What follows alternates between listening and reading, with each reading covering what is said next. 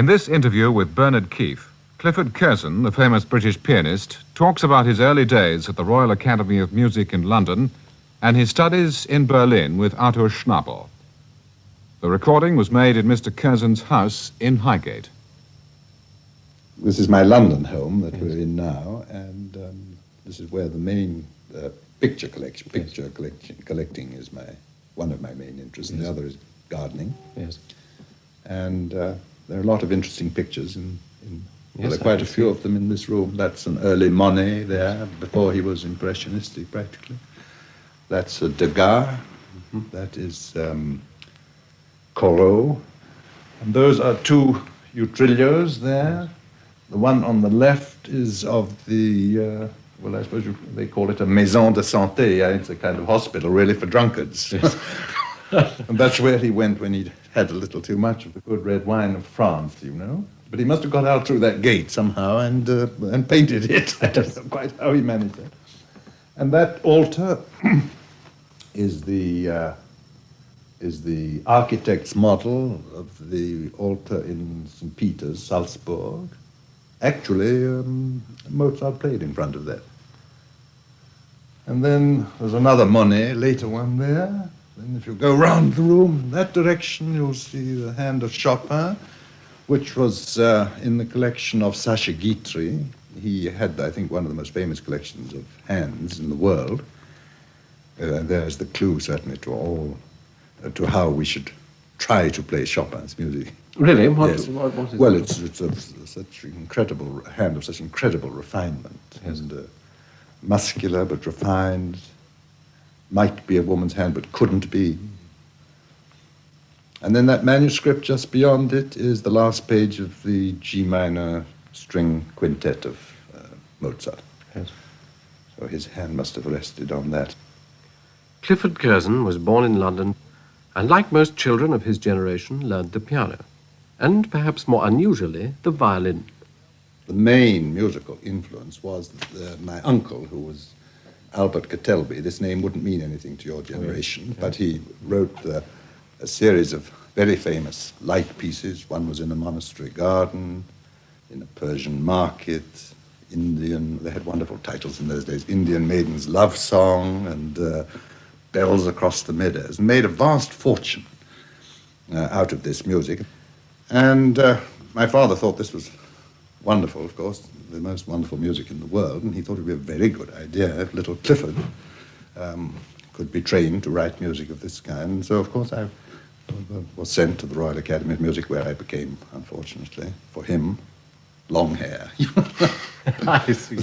But that was my father's intention behind training me as a musician, that I would be successful in the way Albert Catelby.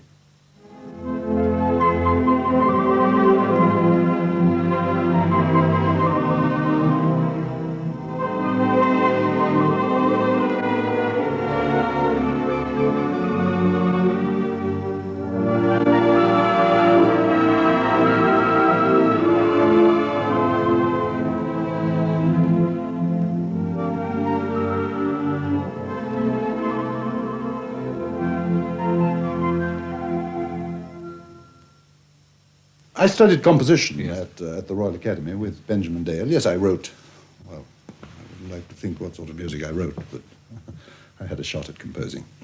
And how soon was it before you felt that to be a solo performer at the piano was more interesting to you? Well, at the Royal Academy, of course, I began to get scholarships and prizes, which were a kind of measure of talent, I suppose. Yes. And then, of course, Sir Henry Wood was at the Royal Academy of Music. I consider him certainly the person who helped me most in my young days, because he got me a number of engagements, and he rather wanted me quite frequently to play with him in a great many cities in England. And I learned a great deal from him, too, about... I think of him very often when I'm performing in public. I remember he used to say, if one began to get a little slipshod, you know, or not to take all the trouble that he thought one ought to take, he used to say, "My boy, the audience won't say anything, but they'll notice." And I think to myself very often, now I must keep my playing right up to scratch, because the audience won't say anything, but they will certainly notice. And then he used to say that for every guinea, when he was a young man, for every guinea that he was offered for an engagement, he did 2 guineas worth of work. And I thought this was a wonderful idea. And so I've tried all my life. For every guinea, I've been offered to do 2 guineas worth of work. Did you feel that the Academy at that time was an adequate training ground for a young musician, looking back on it? Well, it gave one something, certainly, because one was with other students and one was able to measure one's talent against theirs, and there was a certain feeling, naturally, of competition and so on, and one was able to play with an orchestra as a young student, if one was sufficiently outstanding, you know. There weren't so many chances, of course, and then one could play at concerts, the fortnightly concerts, so one could try oneself out as a public performer. But I feel it wasn't specialized enough. I think we should really be trained as great ballet dancers are trained from childhood, day by day, lesson by lesson. And I felt the 2 half-hour lessons were quite hopeless, really, not sufficient for someone who wanted to be a virtuoso. And you found that this training elsewhere, did you? Well, later, of course, I was a sub-professor at the Royal Academy for a couple of years. Then when I was 20, I went abroad because I felt I had to be trained by some great artists, and certainly they were not at the Royal Academy of Music, because they were traveling around the world giving concerts, or else they were teaching in their own cities. And then, of course, I went to Schnabel. Yes. Certainly this was a revelation. When you say a revelation, was this in opening your eyes, as it were, to the possibility of music, or in the actual piano? Well, the actual piano playing was so much. I thought he was certainly the greatest pianist I'd ever heard.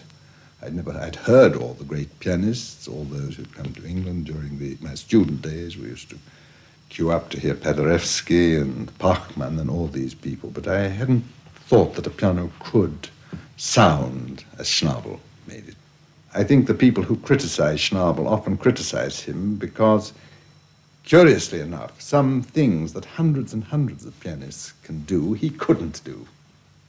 But he could do some things that no other pianist could do. First of all, he studied the copy in the way no other pianist studied it. He was always true to the copy. If a note was staccato, he played it staccato. He didn't play it in any other way because it was more effective. But he wasn't only a great intellect at the piano. He had a very emotional approach to the music. He had enough facility too, but he had an extraordinary technique. If he played a chord of 6 notes, all 6 notes were thought individually, were colored individually. He never played an undifferentiated chord. And then, of course, wonderful phrasing. And certainly he was the greatest Schubert player I've ever heard. And although he made his name, Schnabel made his name as a Brahms player when he was a young man. Yes. And then, later still, as a Beethoven player. After I'd been with Schnabel for about a year, he said, "You really must play in Berlin."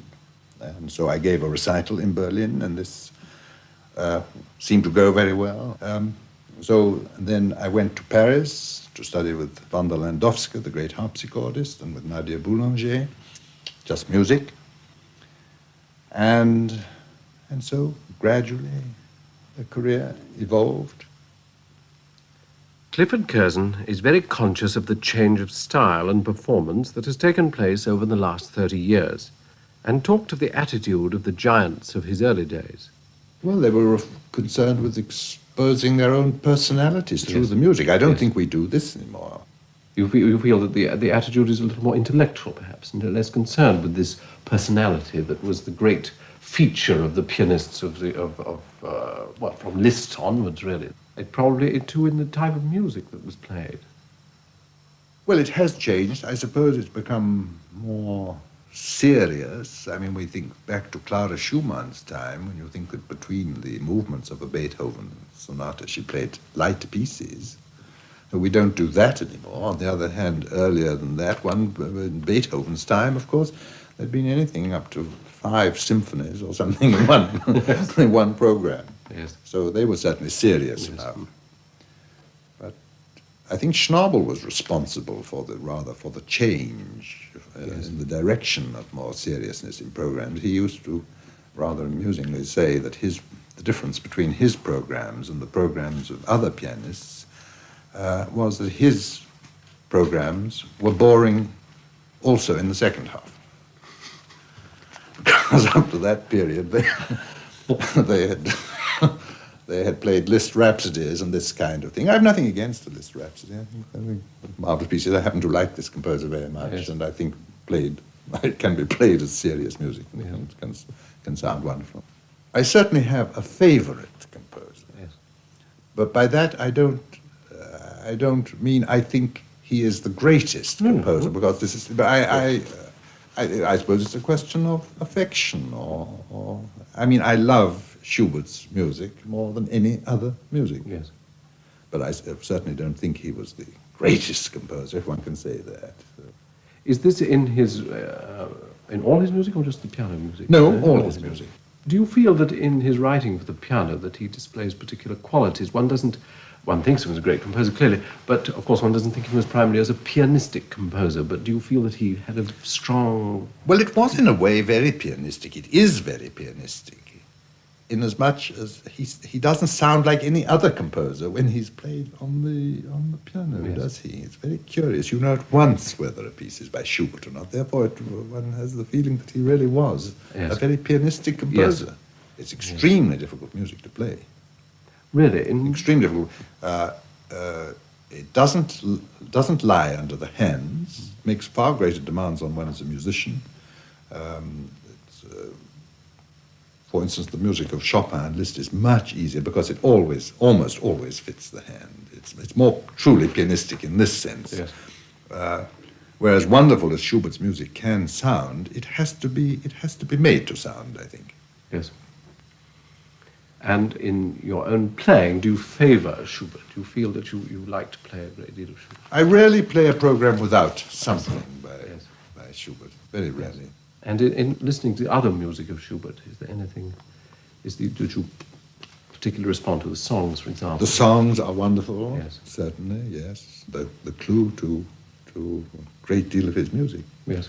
I think the songs of all the great composers give us, don't they, the key to their instrumental music. In the sense of phrasing, do you mean? Sense of phrasing, the fact that those words produce that kind of music at that point. Yes. It's not often that a pianist, I think, makes the piano sing. I mean, all right, yes, individual notes may sing, but they very rarely phrase as a singer. I mean, they do things that a singer would be unable to do. By that, I mean they very rarely breathe. You very rarely hear a pianist who breathes in phrasing, and yet this is very important. Certainly, it's a kind of punctuation which makes music clear to an audience. The music has to be projected phrase by phrase in this way, but they tend to go on non-stop without any articulation of this kind at all. I think the clue to all music is to be found in the human voice as it was used by the great composers. That was Clifford Curzon talking with Bernard Keeffe in London.